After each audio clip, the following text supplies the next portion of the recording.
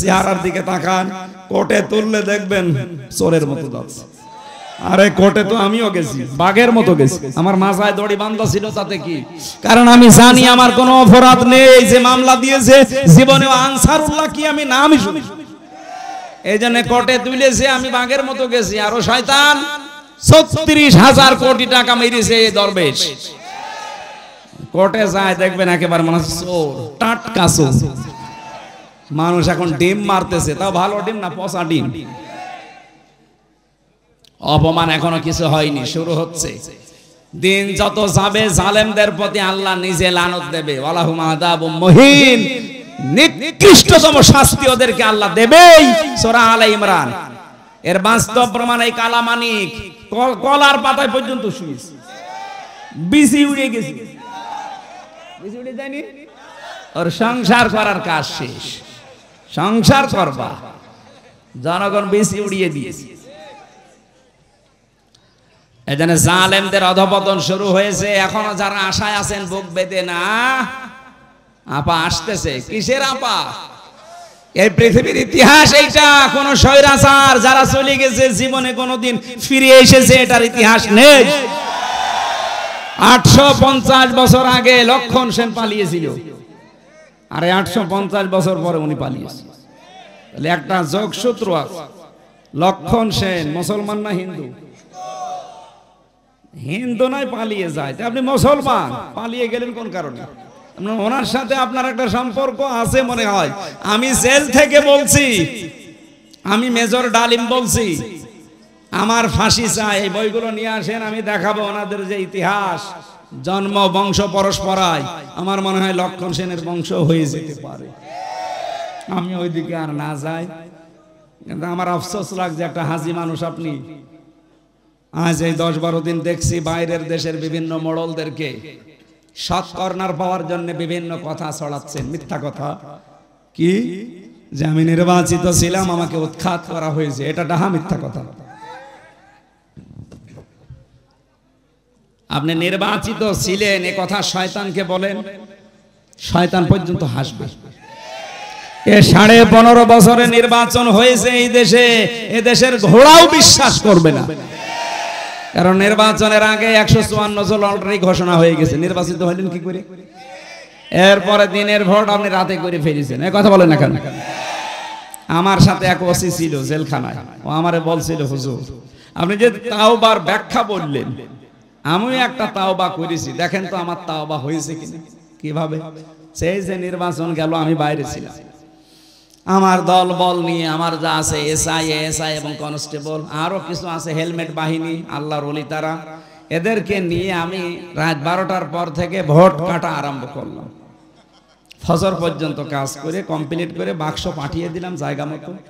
এরপরে ফজরের আজান দেওয়ার পরে গোসল করলাম, ওযু করে, যেহেতু ক্লান্ত, ফজরের জামাতে এখন আর যাওয়া যাবে না, নামাজ নিজেই পড়ে নিলাম, নিয়ে বললাম আস্তাগফিরুল্লাহ। হুজুর আমার এই তাওবা হয়েছে। না, আপনি তো আল্লাহর কাছে দোষ করেননি, আপনি দোষ করেছেন হামজার কাছে। একটা এমপি বানাতে ৩.৫ লাখ ৪ লাখ হামজা লাগে, এ কথা বলেন না কেন?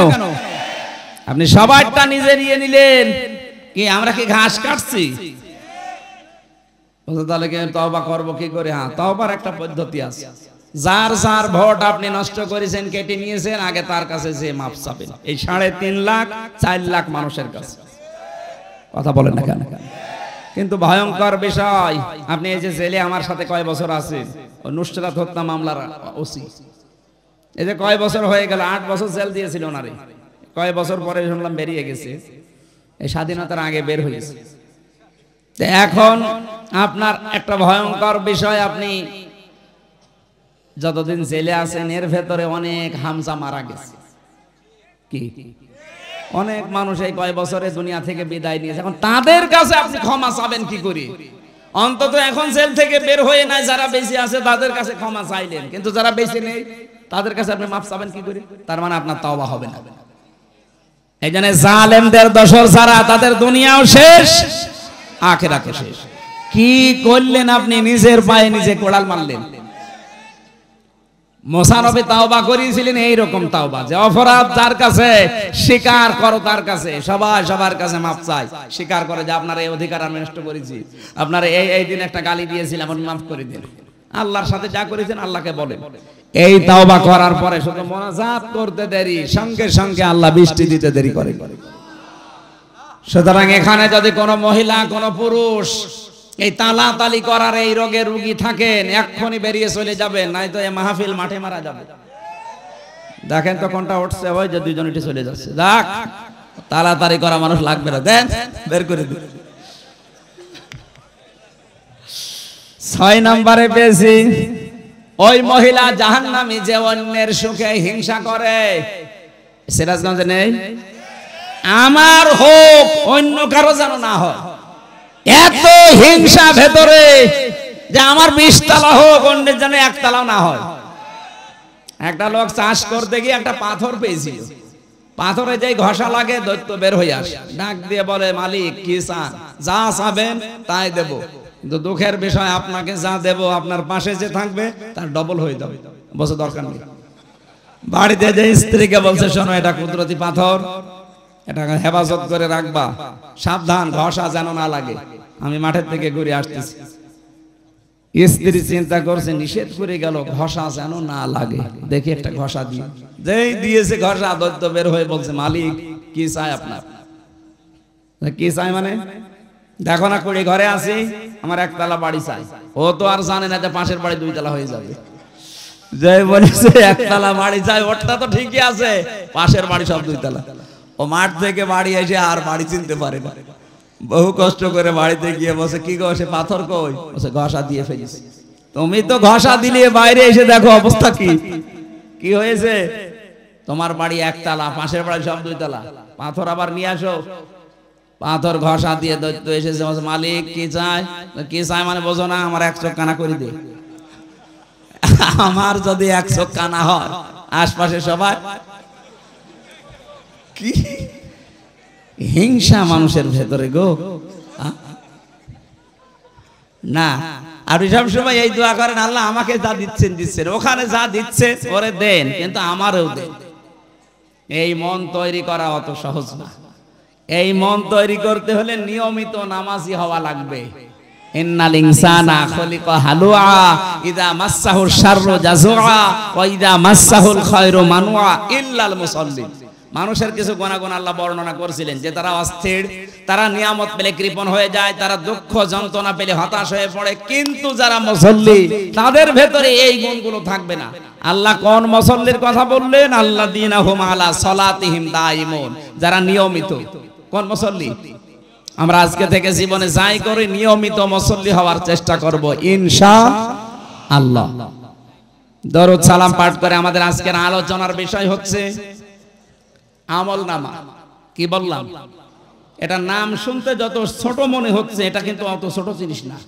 কিয়ামতে এইটার উপরে ভিত্তি করে আপনার বিচার হবে। মনে করেন একটা কিয়ামত কায়েম হয়ে গেছে, একেবারে সামনাসামনি আপনাকে আল্লাহ ডাক দিচ্ছে। আল্লাহ রাব্বুল আলামিন মনে করেন হামজাকে ডাক দিয়ে বলছে এদিকে আসো, আমার সামনে দাঁড়াও। ফাম্মা মান উতিয়া কিতাবাহু বিয়ামিনিহি ফায়াকুলু হাউমুকরাউ কিতাবিয়া। যাকে আমি আল্লাহ ডান হাতে আমলনামাটা ধরিয়ে দেব, ওর জীবনী দেখার পর এ মানুষটা আমলনামা হাতে নিয়ে পড়তে থাকবে আনন্দে, আর মানুষকে বলতে থাকবে ইন্নী জানানতু আন্নী মুলাকিন হিসাবিয়া, অবশ্যই আমি বিশ্বাস করতাম যে আমার হিসাব দেওয়া লাগবে। ও সিরাজগঞ্জবাসী, মানুষের জীবন যদি পরিচ্ছন্ন করতে হয়, পরিষ্কার বানাতে হয়, পবিত্র করতে হয়, অবশ্যই আপনাকে হিসাব এটা ভিতরে নিয়ে আসা লাগবে। আপনার দুনিয়ায় যে কাজ করার আগে আখিরাতের এই হিসাবের এটা সামনে নিয়ে আসা লাগবে। আল্লাহ এই জন্যই দিয়েছেন ইন্নী জানাতু আন্নী মুলাকিন হিসাবিয়া, অবশ্যই আমি এটা বিশ্বাস করতাম দুনিয়ায় যে আমাকে আল্লাহর সামনে হিসাব দেওয়া লাগবে। খলিফাতুল মুসলিমিন হযরত ওমর ইন্তেকালের 12 বছর পর তার সন্তান আব্দুল্লাহর সাথে দেখা স্বপ্নে হযরতে আব্দুল্লাহ ডাক দিয়ে বললেন, বাবা কোথায় ছিলেন এতদিন, কতদিন দেখি নাই। হযরতে আব্দুল্লাহ ডাক দিয়ে বলেছেন, আব্বা কোনে কোথায় ছিলেন, আমি তো দেখি নাই আপনাকে। হযরত ওমর বলেছিলেন, সন্তান 12টা বছর আমি দুনিয়ার জীবন ছেড়ে দিয়েছি, আমি আল্লাহর সামনে দাঁড়িয়ে আমার জীবনের কৃতকর্মের হিসাব দিচ্ছিলাম, শেষ পর্যন্ত আল্লাহ আমার দিকে তাকিয়ে আমাকে মাফ করে দিয়েছে।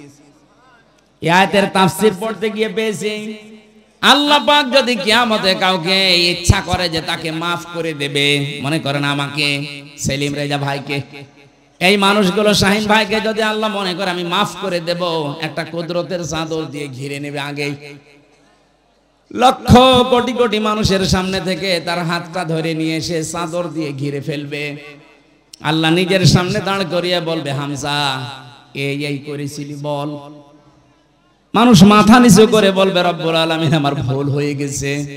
তাফসীরে এইটাই লেখা আছে, মানুষ যখন মাথা নিচু করে অনুতপ্ত হয়ে বলবে, আল্লাহ আমার ভুল হয়ে গেছে, আল্লাহ বলেন আমার কুদরতের জরিয়ার ভেতরে জোশ পয়দা হয়ে যাবে। ওই বান্দার কাকতি মিনতি আর চেহারার দিকে তাকিয়ে আমার একটা মায়া লাগবে, তখন আমি ওরে বলবো, যা তোরে আমি মাফ করে দিলাম। কিন্তু কাউকে যদি আমি হিসাব নেই, এক গ্লাস পানির হিসাবও আমাকে দিতে পারবে না। এই জন্য আজকে সবাই এই দোয়া করে যাবেন, যেহেতু আমলনামা হিসাব এই বিষয়টা আজকে সামনে আসবে, এখন এই মনে মনে এই মাহফিলে দোয়া করেন, রব্বুল আলামিন কিয়ামতে তুমি আমার জীবনের হিসাব অন্তত নিও না, বিনা হিসাবে তুমি মাফ করে দিও।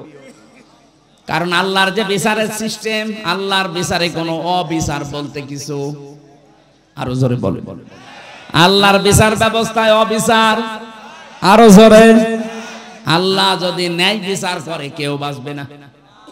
যত বড় আবেদ বান্দা হোক, যত বড় মহিলা আবেদা হোক, যদি আল্লাহ ন্যায় বিচার করে জান্নাত পাওয়া সম্ভব না।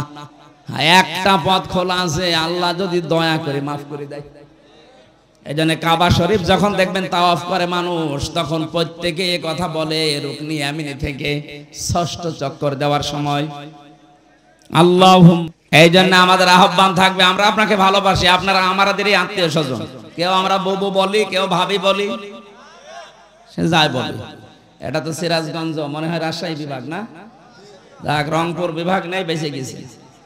রংপুর বিভাগ হলে ওরা সব ভাবি বলে, আর আমরা বাকি বাংলাদেশের যত জেলা আছে সবাই আপা, কেউ কেউ আবার আবেগে মা বলে ফেলে।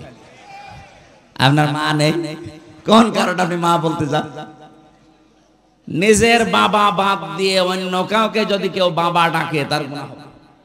বলেন শ্বশুর, আরে শ্বশুরকে বাবা বলা যায় যাচ্ছে, কারণ সে হাফ বাবা, সে যা আপনাকে দিয়েছে ওইটা না দিলে আপনি দুনিয়ায় কত জেনা করতেন আপনি জানেন।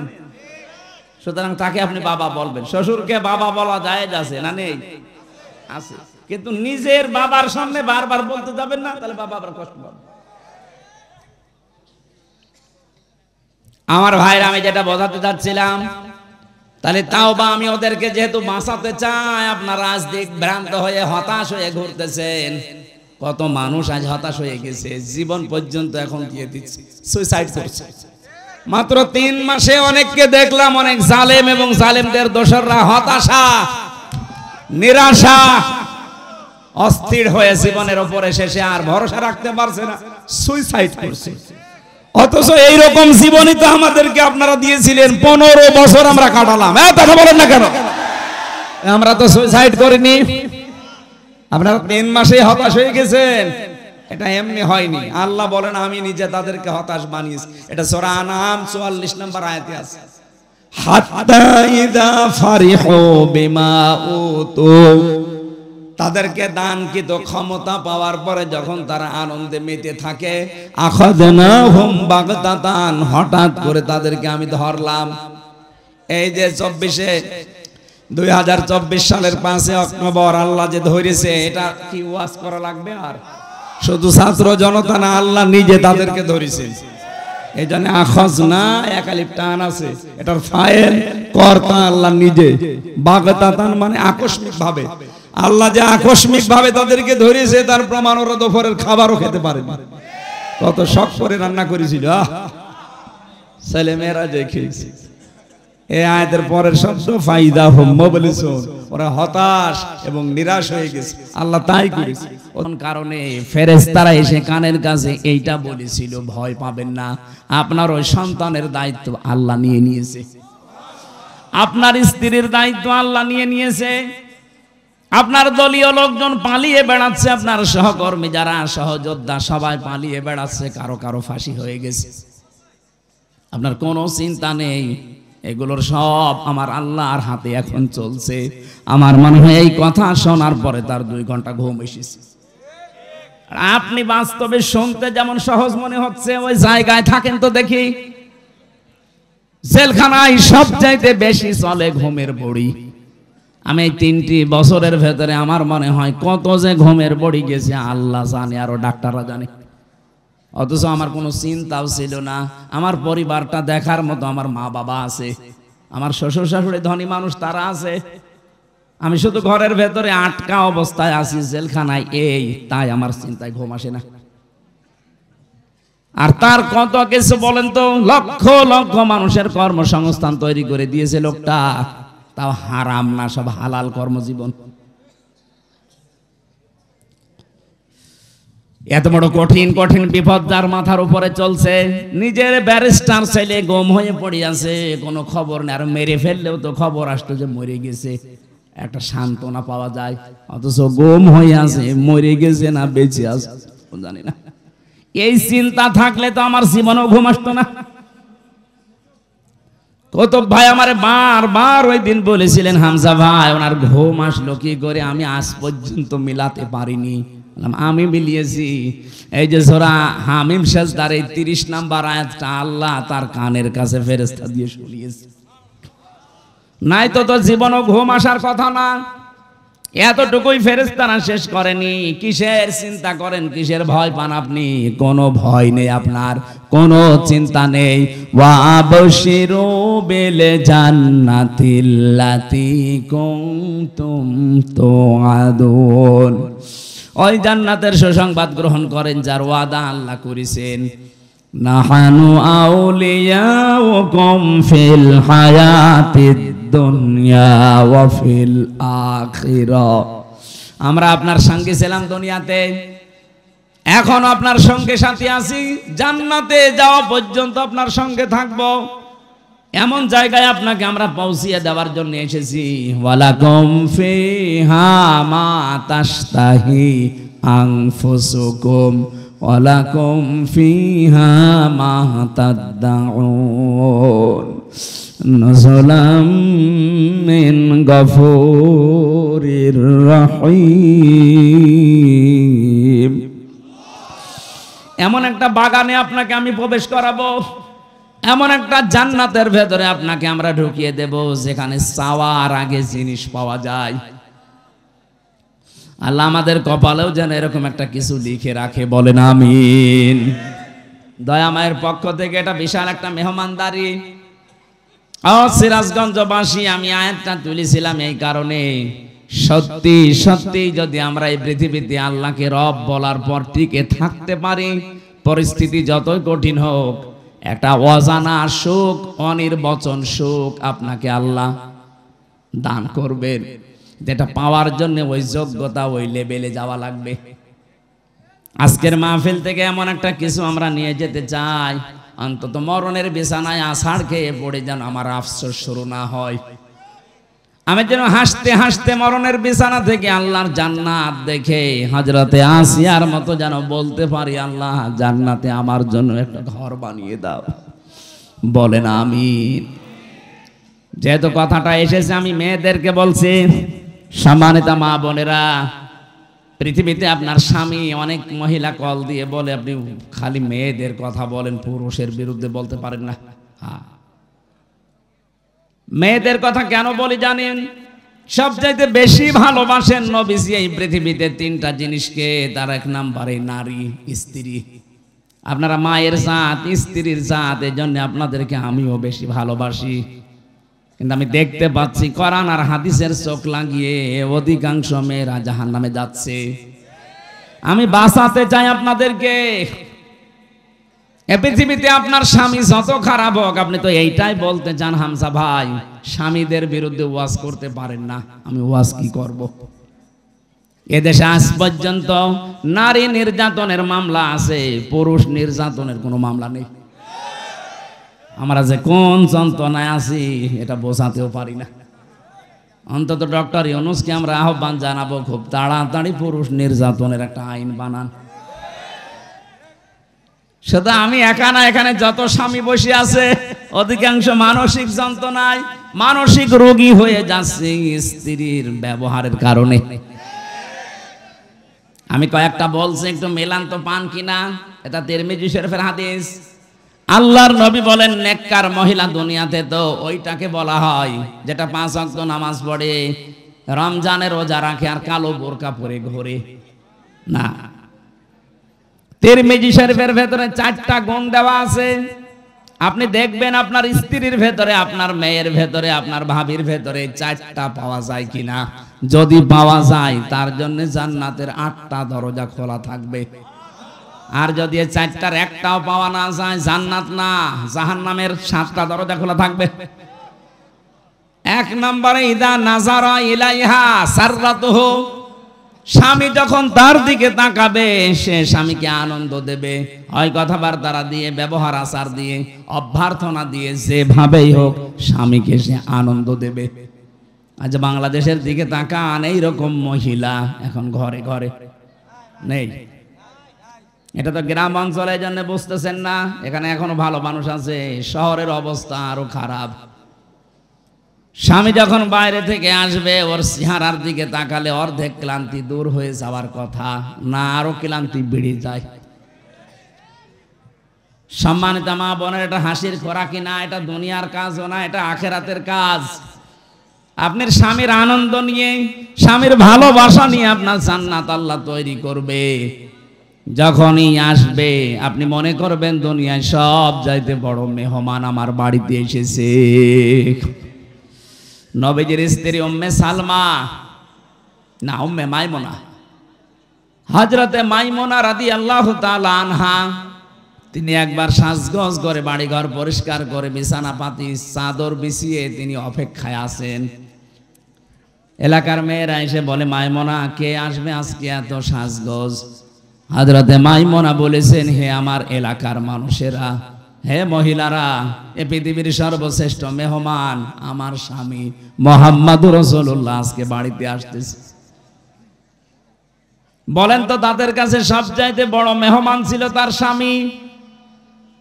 আর এখন যদি ঘর বাড়ি একটু পরিষ্কার করে, বিছানায় চাদর নতুনটা বিছায়, এলাকার মেয়ে লোক যদি জিজ্ঞাসা করে, কি গো আজকে এত সাজগোজ, এমনকি স্বামীও যদি তাকে বলে, কি গো আজকে এত বেশি সাজগোজ, কে আসবে? বলবে, জানো না, লোক আসবে। তার মানে আপনি ওর কাছে লোকই না। কি আপনি কি ওর কাছে? কিছুই না। ওর বিয়ায় আসবে বলে এত সাজগোজ করে বসে আছে। আপনি জিজ্ঞাসা করলেও বলবে, আজকে জানো না লোক আসবে। এটা আমি কি লোক না? সম্মানিত মা বোনেরা, আপনার এই কাজটা পরিবারে হচ্ছে না। স্বামীকে এই সম্মান জানান না, সম্মান রাখেন না স্বামীর। এই কারণে আজ হাজারো স্বামী পরকীয়া প্রেম করে। দেখলেন, এখানে ওই রোগের রোগী আছে। হাজারো মেয়ে লোক বসে আসে দেখলাম। সম্মানিত মা বোনেরা, আপনার কারণে আজ স্বামী পরকীয়া প্রেম করছে। দোষ শুধু স্বামীর একা না, আপনারও আছে। ও যেখানে লাইন করেছে তার ভেতরে কি আলাদা জিনিসপত্র আছে? আপনাকে আল্লাহ যা দিয়েছে তার ভেতরেও তো তাই আছে। আপনার কাছ থেকে রেসপন্স পায় না, সে আগ্রহ আবেদন পায় না, এই জন্য ও ছুটে যাচ্ছে মমতাজের কাছে। আরো জোরে বলেন ঠিক। হ্যাঁ, ওর কানে যাক, সাজতে চায় না। কেউ যদি স্বামীকে আকৃষ্ট করার জন্য আয়নার সামনে বসে বসে সাজগোজ করে, ও যতক্ষণ সাজবে নফল নামাজের সওয়াব পাবে। বলে নামাজই পড়ে না, কিসের নফল নামাজ? দ্বিতীয় নম্বরে পেয়েছি, ওয়াইদা গাবা আনহা হাফিজাতুহু, স্বামী যখন বাইরে যাবে তখন নিজের ইজ্জত আবরু সম্ভ্রম, স্বামীর সন্তান এবং স্বামীর সম্পদগুলো ওই মহিলা হেফাজত করবে না। এটাও পাওয়া যাচ্ছে না আজ। স্বামী বাইরে গেলে অধিকাংশ মহিলা দিন পায়, মনে হচ্ছে যে একেবারে জান্নাত পেয়ে গেছে। কোন জায়গার কোন পুরাতন বন্ধু ডাক দিয়ে নিয়ে এসে উনি একেবারে আল্লাহর রাস্তায় মজে গেছে। সম্মানিত মা বোনেরা, সবার ভেতরে হয়তো নেই, কিন্তু 100টার 50টা পরিবার এরকম চলছে। স্বামী বাইরে গেলে স্বামীর ইজ্জত আবরু, আপনার সতীত্ব, স্বামীর সম্পদ, স্বামীর সন্তানকে পর্যন্ত দেখে শুনে রাখবেন, হেফাজতে রাখবেন, এটা আপনার দায়িত্ব। তাহলে জান্নাতের দরজাগুলো খুলবে। 3 নম্বরে বিশ্বনবী জানিয়েছেন, এইটাই আমার আসল পয়েন্ট। এই এদিকে তাকা। অতুইনু আলা দীনি যাওজাতিহা। 3 নম্বরে ওই মহিলা জান্নাতি যেই মহিলা তার স্বামীকে দ্বীনের পথে চলার জন্য সাহায্য করে, সময় দেয় এবং স্বামীকে উৎসাহ দেয়। দ্বীনের জন্য, মানবতার জন্য স্বামী কাজ করে। এই যে সেলিম রেজা সাহেব, মানে একটা রাজনৈতিক ব্যক্তিত্ব, মানবতার সেবা করার জন্য বাড়ি থেকে যখন বের হয়। অধ্যাপক শাহিন সাহেব মানবতার সেবার জন্য দিন প্রসারে দিন কায়েমে বাড়ি থেকে বের হয়। যতক্ষণ বাইরে থাকে স্বামীর জন্য আশায় থাকবে আর স্বামীকে বাহবা দেবে, উৎসাহ যোগাবে। যদি সংসারে অভাবও হয় স্বামীকে উল্টা পাল্টা কিছু শোনাবে না। যতক্ষণ পর্যন্ত আপনি স্বামীর সাহায্যে থাকবেন, হ্যাঁ দেখবেন যে মানবতার কাজ করে কিনা, ইসলামের কাজ করে কিনা। যতক্ষণ বাইরে আছে আপনি যদি সাহায্য করেন, সহযোগিতা করেন, যদি তাকে উৎসাহ যোগান, জান্নাতের 8টা দরজায় মনে করবেন আপনার জন্য খোলা আছে। 4 নাম্বারটা এটা আর একটু কঠিন। নবীজি বলেন, স্বামী যেটা পছন্দ করে ওটা যদি জায়েজ হয়, জীবন থাকতে তোমাকে মেনে নেওয়া লাগবে।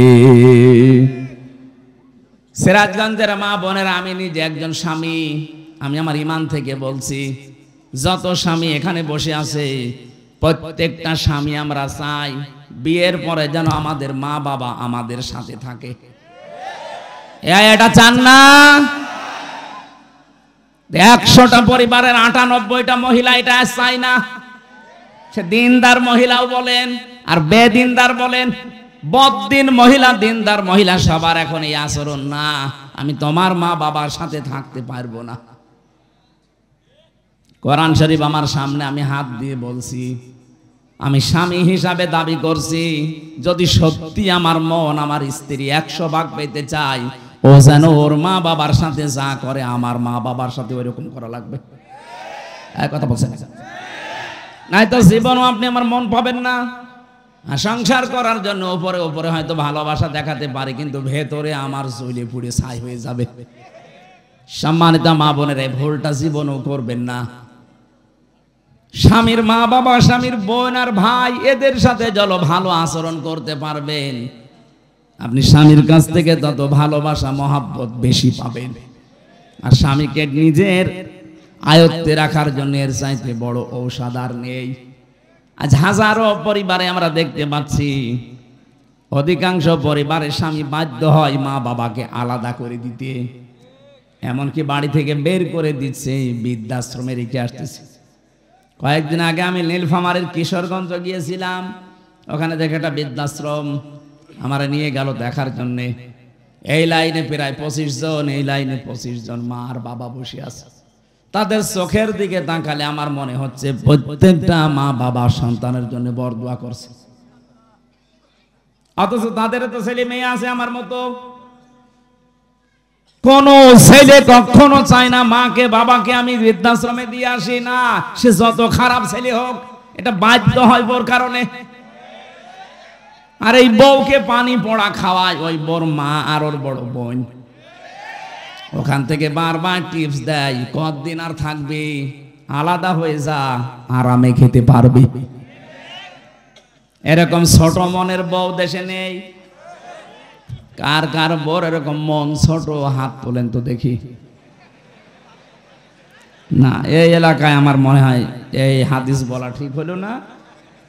আলহামদুলিল্লাহ, এলাকার মেয়েরা ভালো আছে। সম্মানিত মা বোনেরা, আমি মাপ চেয়ে নিচ্ছি, এই হাদিস বলার কারণে না, বললাম এই কারণে যদি মেনে নিতে পারেন আলহামদুলিল্লাহ আরো ভালো হবে। আপনার স্বামী খারাপ আমিও জানি, কিন্তু আপনার স্বামী এত খারাপ না যে তার চরিত্র ফেরাউনের মতো। আপনি যে বরদোয়া দেন কিছু হলে একটু শোনেন কোরআন কি বলছে। দারাবাল্লাহু মাসালাল লিল্লাযিনা আমানু ইমরাতা ফিরআউন ইয ক্বালাত রাব্বি বিনিলি ইনদাকা বাইতান ফিল জান্নাতি ওয়ানাজ্জিনি মিন ফিরআউনা ওয়া আমালিহি ওয়ানাজ্জিনি মিনাল কওমিজ যালিমিন। সূরা তাহরিমের ভেতরে আছে 11 নম্বর আয়াত। আল্লাহ পাক বলেন ফেরাউন যখন তার স্ত্রী আসিয়াকে হাতের ভেতরে প্রেক লাগিয়ে দিয়েছে, পায়ের ভেতরে প্রেক লাগিয়েছে, কপালের ভেতরে শলাকা লাগিয়েছে, মাথার উপরে গরম তেল ঢেলে দিচ্ছে, উলঙ্গ করে লজ্জা স্থানে বর্ষা মারবে, এই পরিস্থিতিতে চারিদিকে লোকজন, এত কঠিন অবস্থায়ও ফেরাউনের স্ত্রী আসিয়া স্বামীর জন্য বরদোয়া করেননি। এই কঠিন পরিস্থিতি যখন চলছে আল্লাহ পাক জিবরাইলকে বললেন জান্নাতটা তুলে ধরো তার সামনে। হযরতে আসিয়া জান্নাত দেখার পরে তিনি বলেছিলেন মালিক জান্নাত পাঠিয়েছো না, আমি এটা চাই না, তুমি এক কাজ করো আমার জন্য জান্নাতের ভেতরে একটা ঘর আলাদা আমার জন্য তৈরি করো, যেখানে বসে সব সময় তোমাকে দেখা যায়, তোমাকে সব সময় দেখা যাবে, এরকম একটা ঘর আমার জন্য বানাও। ও মাবুদ, জান্নাতি যখন জিবরাইল ফেরেশতা দিয়ে পাঠিয়ে দিয়েছে, আমি আর একটা আরজি করি, ভালো করে শুনবেন। এরকম কঠিন পরিস্থিতি চলছে, তারপরেও তিনি বলেছিলেন মাবুদ আমার স্বামী আমার সাথে আজ যা করছে এমনকি লোকজন দিয়ে করাচ্ছে, এই কঠিন পরিস্থিতিতে তুমি আমার স্বামীর উপরে রাগ করো না,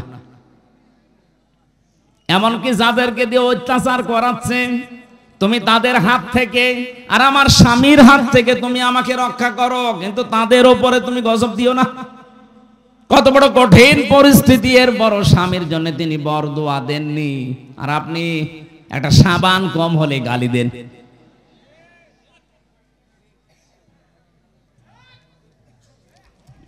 থাক, তার মানে এই এলাকায় এরকম স্বামী আছে, আমরা এখন টের পাচ্ছি না। মা বোনেরা শুধু নামাজ পড়ে রোজা রেখে কালো বোরকা পরে আপনি জান্নাত যেতে পারবেন না। ফেরাউনের মতো স্বামী তো আপনার কপালে জোটেনি, কোন কারণে আপনি উল্টাপাল্টা খোটা দেন? আমি আজকে হাদিস একটা লিখেছিলাম, বিশ্ব নবী জানিয়েছেন 6 প্রকার নারীকে আল্লাহ বিনা হিসাবে বিচারও করবে না, জাহান্নামে দিয়ে দেবে। এটা তিরমিজি শরীফের হাদিস।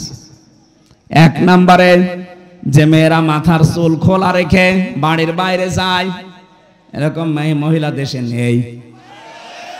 দিন আরো বাড়তেছে, দিন যত যাচ্ছে এরকম মহিলা বাড়তেছে। এদের আদর্শ নাকি এই ফারুকের স্ত্রী তিশা। ফারুকের স্ত্রী তিশা চেনেন না? এর চুল কোনো সময় ঢাকা থাকে। এদেরকে নাকি আদর্শ বানিয়েছে এই মেয়েরা। 2 নম্বরে নবীজি বলেন যারা স্বামীকে অসম্মান করে, সম্মান দিতে চায় না। একটা স্বামীর যে মর্যাদা কত বেশি স্ত্রীর কাছে, নবীজি জানিয়েছেন কোন স্বামী যদি স্ত্রীর কাছ থেকে সম্মান না পায়, আর স্ত্রী যদি জানতো যে আমার স্বামীর মর্যাদা কতটুকু, এটা হাদিস। বিশ্বনবী জানিয়েছেন পৃথিবীতে আল্লাহ বাদে সেজদা জায়েজ নেই, কিন্তু এটা যদি জায়েজ থাকতো তাহলে আমি মেয়েদের কানের কাছে মুখ নিয়ে বলতাম আর যাই করো স্বামীকে সেজদা করো। যেহেতু সেজদা জায়েজ নেই এই জন্য বলি নাই। কত বড় কথা, স্বামীকে সেজদা পর্যন্ত দেওয়ার কথা বলছিলেন নবীজি, যেহেতু জায়েজ নেই এই জন্য বলেন নাই। আর রিজালু কাওয়ামুনা আলান নিসা, পুরুষেরা হবে অভিভাবক, গাইডলাইন দাতা, মেয়েরা থাকবে তাদের আজ্ঞাবহ। কিন্তু আজ আমরা দেখতে পাচ্ছি আমরা পুরুষ মানুষ যারা, আমরা এখন জোগাইলে আর বউগুলো রাজমিস্ত্রি, ওরা এখন উপরে চলতেছে। 3 নম্বরে বেশি স্বামীকে বাদ দিয়ে যারা দেবরের সাথে হাসি তামাশা করে, এই এলাকায় সব নেই। সাবধান, জাহান্নামী হওয়ার জন্য এটাই যথেষ্ট। স্বামী বাদ দিয়ে যারা দেবরের সাথে হাসি তামাশা করেন, নবীজি বলেন সাহাবী প্রশ্ন করলেন, হে রাসূল, দেবর সম্পর্কে আপনি কি বলেন? নবীজি বললেন, এ তো একটা মৃত্যু সমান, দেবরকে মরণের মতো ভয় করা লাগবে। আর বলেন না, এটা আমার ছোট ভাই। কয়েকদিন পরে দেখছে আল্লাহর রাস্তায় ওর সাথে চলে গেছে। এখানে যে পর্দা করা ফরজ, অনেকে মানতেও চায় না, বিশ্বাসও অনেকের হয় না। ও মনে হচ্ছে কত সহজে চলতেছে, অথচ কবিরা গুনাহ হচ্ছে। 4 নম্বরে বেশি অপবিত্র থেকে পবিত্র হওয়ার খবর রাখে না। 3 দিন 5 দিন 7 দিন 10 দিন না, ওর যে 15 দিন চলে যাচ্ছে ওর খবরই নেই। সম্মানিত মেয়েরা, পুরুষ মানুষ না বুঝলেও আপনি বুঝেছেন, অপবিত্র শরীর থেকে পবিত্র হওয়ার জন্য যখনই হবেন খুব তাড়াতাড়ি চেষ্টা চালাবেন। এরপরে বেশি যারা মিথ্যা কথা বলে আর গীবত করে আর কসম দেয়, এই 3টা সবচাইতে বেশি। এই যে মিথ্যা কথা বলা, গীবত করা আর কসম দেওয়া, এর কথা ওর কাছে তালাতালি করে লাগিয়ে দেওয়া, এটা মেয়েদের ভেতরে দেশে নেই। আরো জোরে বলেন। সম্মানিত মা বোনেরা, কারো ভেতরে যদি এই দোষটা থাকে, সে যেন এই মুহূর্তে তাওবা করে ফিরে আসে। এই যে তালাতালি করা, এর কথা ওর কাছে লাগানো, ওর কথা ওর কাছে লাগিয়ে মানুষের সম্পর্কে ফাটল ধরায়, নষ্ট করে দেয়। এটা যদি এলাকায় চালু থাকে, তাহলে এই এলাকার মানুষের দোয়া কবুল করা আল্লাহ বন্ধ করে দেবে। সে যত বড় হুজুর দিয়ে দোয়া করান। মুসা নবীর জামানায় একবার বৃষ্টি বন্ধ ছিল। চাটিয়াল ময়দানে উম্মতদেরকে নিয়ে তিনি নামাজ আদায় করে দোয়া করলেন, রব্বুল আলামিন, বৃষ্টি তো বন্ধ করে দিয়েছো, বৃষ্টি বন্ধ করে দিলে দুনিয়ার কোনো ক্ষমতা নেই বৃষ্টি নাজিল করা, আছে না? قل أرأيتم إن أصبح ماؤكم غورا فمن يأتيكم بماء معين। আল্লাহ পাক বলেন, নবী ওদেরকে বলেন তো, পানির লেয়ার যদি আমি কমিয়ে দেই, নিচে নামিয়ে দেই, ওদের কোন বাবা আছে পানির লেয়ার উপরে তুলে দেবে? কেউ পারবে না। বৃষ্টি দেওয়ার মালিক আমি, আল্লাযী জাআলা লাকুমুল আরদা ফিরাশাও ওয়া আনজালা মিনাস সামাই মাআ। জমিনকে যিনি বানিয়েছেন বিছানার মতো, আর আকাশ থেকে যিনি পানি নাজিল করেন, এ দায়িত্ব কার?